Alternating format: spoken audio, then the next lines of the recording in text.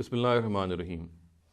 نبوت کے تصور کے حوالے سے آج جس غلط فہمی کا ہم ازالہ کرنے کی کوشش کریں گے اس کا تعلق نہ جو وحی ہے اس کی حقیقت سے ہے۔ یہ دیکھیے، کچھ لوگوں کا یہ خیال ہے کہ اللہ تعالیٰ کی طرف سے جو کچھ بھی وحی کیا جاتا ہے، جو کچھ بھی کمیونیکیٹ کیا جاتا ہے ایک نبی کو، وہ ایک آئیڈیا کی شکل میں ہوتا ہے، وہ ایک خیال کی شکل میں ہوتا ہے۔ اس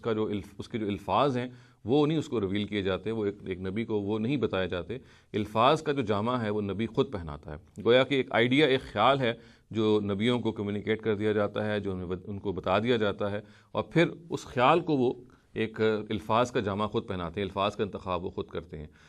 اس کے بالکل برعکس قرآن مجید سے یہ معلوم ہوتا ہے کہ ایسا نہیں ہے کہ انبیاء کو صرف خیال آئے، بلکہ قرآن مجید صراحتاً یہ کہتا ہے کہ الفاظ ہیں جو نبی پہ نازل کیے جاتے ہیں، نبی کے قلب پہ نازل کیے جاتے ہیں، اور وہ الفاظ ہی ہیں جو پھر نبی جو ہے وہ اپنی امتوں کو کمیونیکیٹ کرتے ہیں۔ گویا کہ یہ خیال کے یا یہ جو تصور ہے کہ اللہ تعالیٰ آئیڈیا نازل کرتے ہیں، خیال نازل کرتے ہیں، اور پھر نبی جو ہیں وہ اس خیال کو خود اپنے انتخاب سے، یعنی خود سلیکٹ کرتے ہیں کہ ہم نے کیا ورڈز دینے ہیں، یہ بالکل درست نہیں ہے۔ قرآن مجید سے معلوم ہوتا ہے کہ براہ راست الفاظ ہیں جو ایک نبی کو کمیونیکیٹ کیے جاتے ہیں۔ البتہ یہ کمیونیکیشن کے حوالے سے خود قرآن یہ کہتا ہے اس کی بنیادی طور پہ دو قسمیں ہیں۔ ایک تو یہ قسم ہے کہ اللہ تعالیٰ جو ہیں وہ براہ راست اوٹ سے، یعنی ایک اوٹ کے پیچھے سے مخاطب ہوتے ہیں، ان کی آواز سنائی دیتی ہے، اور پھر یہ مکالمہ ہوتا ہے، اور ان کو پھر جو بات کمیونیکیٹ کی جانی ہوتی ہے نبی کو وہ کی جاتی ہے، اور ہمیں معلوم ہے کہ حضرت موسیٰ علیہ السلام کے ساتھ یہی معاملہ ہوا تھا۔ دوسرا جو طریقہ ہے وہ وحی کا طریقہ ہے۔ وحی کا لفظی مطلب یہ ہے کہ آپ دل میں بات ڈال دیں۔ اس کے پھر دو طریقے ہیں، ایک تو یہ کہ اللہ تعالیٰ براہ راست دل میں کوئی بات ڈال دیتے ہیں، اور دوسرا طریقہ یہ ہے کہ فرشتہ جو ہے وہ اللہ تعالیٰ کے بہاف پہ وہ بات جو ہے نبی کے قلب پہ القاء کرتا ہے۔ اور پھر یہ جو دوسرا طریقہ ہے یعنی وحی کا، یہ بیداری میں بھی ہو سکتا ہے اور خواب میں بھی ہو سکتا ہے۔ تو قرآن مجید نے یہ سم اپ کر دیا ہے کہ یہ وحی کے اور اللہ تعالیٰ کی طرف سے کمیونیکیشن کے یہ طریقے ہیں، اور ان طریقوں کو ہم ایک جگہ پہ قرآن مجید بالکل اکٹھا پاتے ہیں، وہ لکھا ہوا جس طریقے سے اللہ تعالیٰ نے اس کو بیان کیا، اور اس بیان سے واضح ہو جائے گا کہ بنیادی طور پہ اللہ تعالیٰ کی طرف سے الفاظ ہیں جو کمیونیکیٹ کیے جاتے ہیں۔ ایسا نہیں ہے کہ خیال کمیونیکیٹ کیا جاتا ہو اور اس خیال کو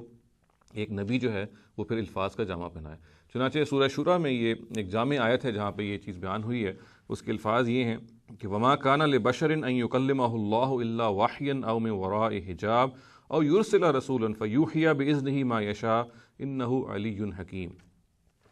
اور کسی بشر کا یہ مقام نہیں ہے کہ اللہ اس سے کلام کرے مگر وحی کے ذریعے سے، یا پردے کے پیچھے سے، یا کوئی فرشتہ بھیجے اور وہ اللہ کے اذن سے جو اللہ چاہے اس کی طرف وحی کرے، اور اللہ بڑا عالی مقام اور بڑا حکمت والا ہے۔ تو یہ آپ یہ دیکھ سکتے ہیں ان الفاظ سے کسی کوئی گنجائش موجود نہیں ہے کہ جو اللہ تعالیٰ کی طرف سے جو کچھ کمیونیکیٹ کیا جا رہا ہے وہ آئیڈیا ہو، بلکہ یہ صراحتاً بتایا جا رہا ہے کہ اللہ تعالیٰ جو ہیں وہ جب کمیونیکیٹ کرتے ہیں اپنے نبی کے ساتھ تو الفاظ ہیں جو اس کو دیے جاتے ہیں۔ الفاظ کو دینے کی یہ آیت مختلف شکلیں بتا رہی ہے، مگر وہ الفاظ ہیں جو ایک نبی کو دیے جاتے ہیں، اور وہ اللہ تعالیٰ ہی کے الفاظ ہوتے ہیں، اور اللہ تعالیٰ کے پھر یہ الفاظ ہیں جو ایک نبی اس کا مکلف ہوتا ہے، اس کا پابند ہوتا ہے کہ پھر وہ اپنے پیروکاروں کو کمیونیکیٹ کرے۔